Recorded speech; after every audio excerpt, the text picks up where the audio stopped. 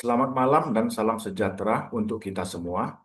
Yang terhormat Bapak Ibu dosen pengampu mata kuliah, serta rekan-rekan mahasiswa yang saya banggakan.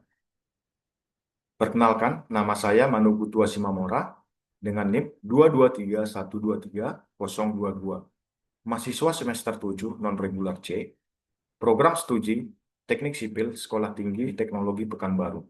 Pada kesempatan ini, saya akan menyampaikan presentasi mengenai materi yang telah ditugaskan. Presentasi ini disusun sebagai bagian dari proses pembelajaran dan diharapkan dapat menambah wawasan serta pemahaman kita bersama. Untuk itu, saya mohon perhatian Bapak dan Ibu dosen serta rekan-rekan semua. Apabila dalam penyampaian nantinya terdapat kekurangan, saya sangat mengharapkan saran dan masukan yang membangun. Pengendalian dan evaluasi proyek konstruksi. Strategi monitoring dan kontrol untuk memastikan kesuksesan proyek tepat waktu dan sesuai anggaran. Di mana agendanya ialah rangkaian materi pengendalian proyek. Yang pertama, kurva S atau S-curve, memahami pola kumulatif progres proyek. Yang kedua, evaluation management, yaitu mengukur kinerja biaya dan jadwal. Yang ketiga, percepatan jadwal, teknik racing untuk mengejar keterlambatan. Yang keempat, strategi recovery, solusi praktis mengatasi keterlambatan proyek. Kurva S atau visualisasi progress project. Kurva S adalah representasi grafis kumulatif dari progress project terhadap waktu. Dinamakan kurva S karena bentuknya yang menyerupai huruf S menggambarkan pola alami pelaksanaan proyek konstruksi. Tiga fase utama kurva S ialah, yang pertama, fase awal, mobilisasi sumber daya, progres lambat namun penting untuk fondasi proyek. Fase tengah, akselerasi maksimal dengan produktivitas puncak dan progres signifikan.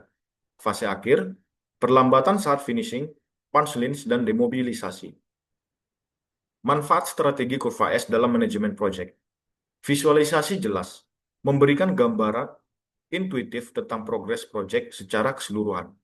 Memudahkan stakeholder memahami status terkini tanpa data teknis yang kompleks. Komunikasi efektif, menjadi bahasa universal antara tim proyek, manajemen, dan klien untuk diskusi progres yang produktif dan berbasis data visual. Deteksi dini deviasi, mengidentifikasi penyimpangan dari rencana baseline lebih awal, memungkinkan tindakan korektif sebelum masalah membesar dan berdampak signifikan. Proyeksi akurat, membantu memprediksikan waktu, menyelesaikan berdasarkan tren aktual, mendukung pengambilan keputusan strategi untuk alokasi sumber daya. Membaca dan menginterpretasikan kurva S. Kurva rencana atau baseline. Garis biru menunjukkan progres ideal berdasarkan jadwal awal. Ini menjadi acuan untuk membandingkan kinerja aktual proyek. Kurva aktual, garis merah, mencerminkan progres real di lapangan. Gap antara kedua kurva mengindikasikan status proyek, ahead on track atau behind schedule. Analisis gap, jarak vertikal antara kurva menunjukkan persentase keterlambatan atau percepatan. Semakin lebar gap, semakin mendesak kebutuhan intervensi manajemen. Earned Value Management atau EVM. Earned Value Management adalah metodologi terintegrasi untuk mengukur kinerja dan progres proyek secara objektif. EVM mengombinasikan tiga dimensi kritis, yaitu ruang lingkup, jadwal, dan biaya dalam satu sistem pengukuran yang koheren. Tiga pilar utama EVM, yaitu yang pertama, Plan Value atau PV. Nilai pekerjaan yang direncanakan selesai sampai titik waktu tertentu. Yang kedua, End Value atau EV. Nilai pekerjaan yang benar-benar diselesaikan pada waktu yang sama. Yang ketiga, Actual Cost atau AC.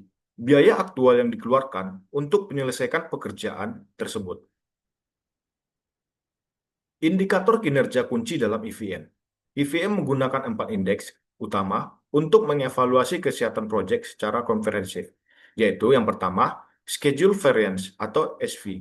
Rumusnya, SV sama dengan EV dikurang PV, mengukur deviasi jadwal dalam nilai moneter. SV positif berarti project ahead of schedule, negatif berarti terlambat. Cost Variance atau CV, di mana rumusnya ialah CV sama dengan EV dikurang AC. Mengukur devisasi biaya. CV positif menunjukkan penghematan atau under budget. Negatif berarti overrun atau over budget. Schedule Performa Index atau SPI, di mana rumusnya ialah SPI sama dengan EV dibagi dengan PV. Efisiensi jadwal dalam rasio SPI lebih besar dari 1,0, berarti proyek lebih cepat dari rencana. Jika lebih kecil dari 1,0, berarti terlambat. Cost Performance Index atau CPI.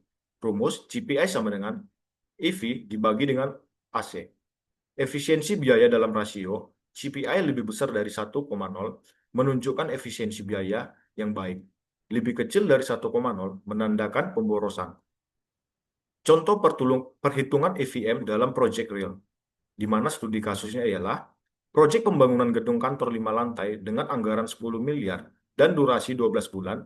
Evaluasi dilakukan pada bulan ke-6, di mana data proyeknya ialah plan value dengan harga 5,5 miliar, earn value dengan harga 4,8 miliar, dan actual cost yaitu 5,2 miliar.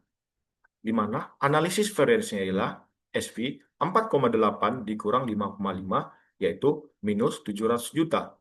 CV 4,8 dikurang 5,2 yaitu minus 400 juta. Indeks kinerja. SPI 4,8 dibagi 5,5 sama dengan 0,87. CPI 4,8 dibagi dengan 5,2 yaitu 0,92.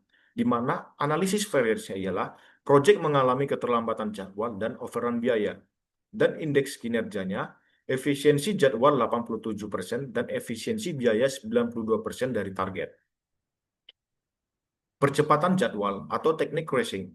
Crashing adalah strategi percepatan jadwal dengan menambahkan sumber daya untuk aktivitas kritis guna mengurangi durasi proyek.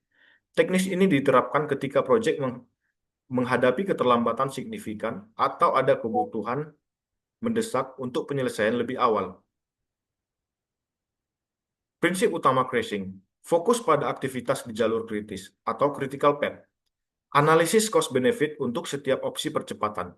Menjaga kualitas tetap sesuai spesifikasi. Monitoring ketat terhadap produktivitas. Metode crashing yang efektif yaitu pertama, penambahan tenaga kerja. Merekrut pekerja tambahan atau subkontraktor untuk meningkatkan kapasitas produksi pada aktivitas bottleneck di jalur kritis. Jam kerja lembur. Memperpanjang jam operasional dengan overtime atau menambah shift kerja untuk memaksimalkan utilitas waktu tersedia. Peralatan berkapasitas lebih tinggi. Menggunakan mesin dan peralatan dengan kapasitas atau teknologi lebih canggih untuk mempercepat efisiensi pekerjaan. Optimasi metode pekerjaan. Menerapkan teknik konstruksi inovatif atau fabrikasi untuk mengurangi waktu pelaksanaan tanpa kompromi kualitas. Pertimbangan penting dalam crashing ialah biaya tambahan. Crashing selalu melibatkan cross premium. Hitung crash cost per hari dan bandingkan dengan penalti, keterlambatan atau benefit percepatan penyelesaian. Risiko kualitas. Penambahan sumber daya terlalu cepat dapat menurunkan quality control. Pastikan supervision memadai dan standar kualitas tetap terjaga. Produktivitas marginal. Law of diminishing returns berlaku, menambah pekerja tidak selalu proporsional. Dengan percepatan, ada titik optimal sebelum produktivitas yang menurun. Koordinasi kompleks. Lebih banyak resource membutuhkan koordinasi lebih intensif. Investasi dalam project manajemen dan komunikasi harus ditingkatkan. Solusi ketika proyek terlambat. Keterlambatan proyek memerlukan tindakan cepat dan terukur. Berikut adalah strategi proven yang dapat diimplementasikan untuk mengejar ketertinggalan jadwal. Yang pertama, evaluasi root cause. Identifikasi akar masalah keterlambatan melalui analisis mendalam terhadap aktivitas kritis yang delay. Yang kedua, prioritas aktivasi.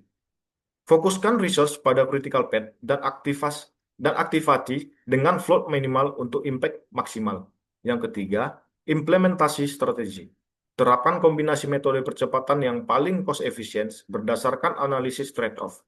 Yang terakhir, keempat, monitor intensif.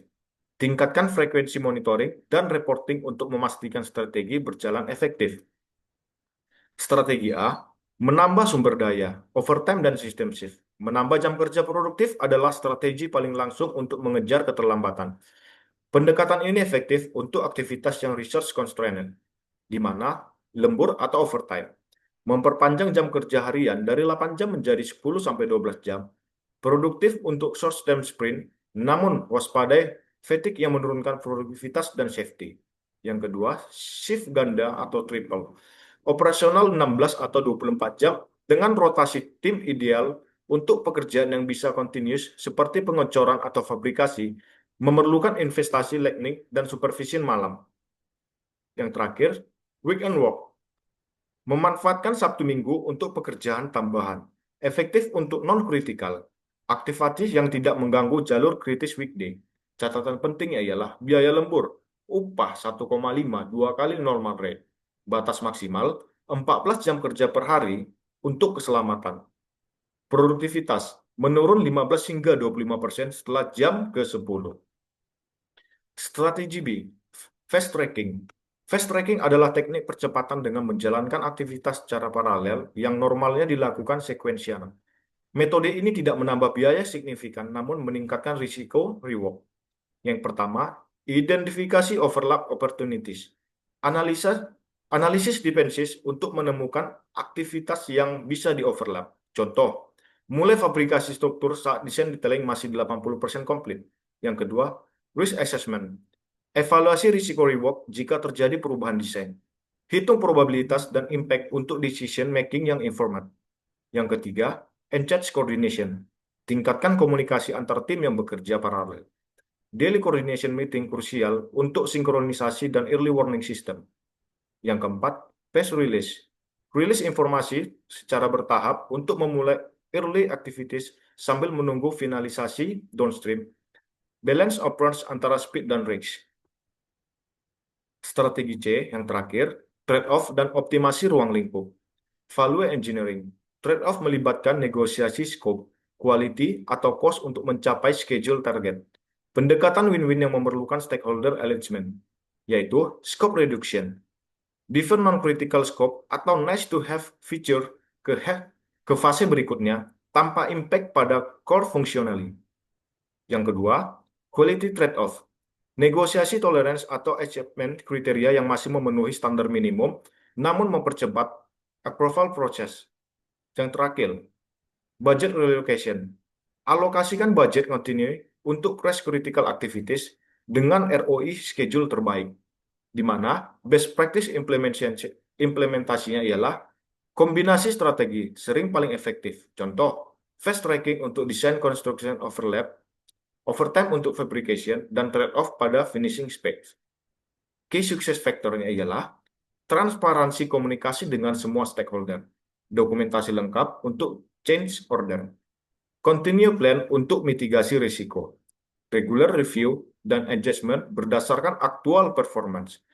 Kesuksesan recovery tergantung pada execution disiplin dan tim komitmen. Demikian presentasi yang dapat saya sampaikan. Pada kesempatan ini, saya menyadari bahwa dalam penyampaian materi masih terdapat keterbatasan. Oleh karena itu, kritik dan saran yang membangun sangat saya harapkan demi penyempurnaan pemahaman kita bersama. Saya mengucapkan terima kasih yang sebesar-besarnya kepada Bapak dan Ibu dosen atas bimbingan dan arahan yang telah diberikan, serta kepada rekan-rekan mahasiswa atas perhatian dan kerjasamanya selama presentasi berlangsung. Akhir kata, semoga materi yang telah disampaikan dapat memberikan manfaat dan menambah pengetahuan kita semua. Terima kasih atas perhatian Bapak dan Ibu, rekan-rekan sekalian.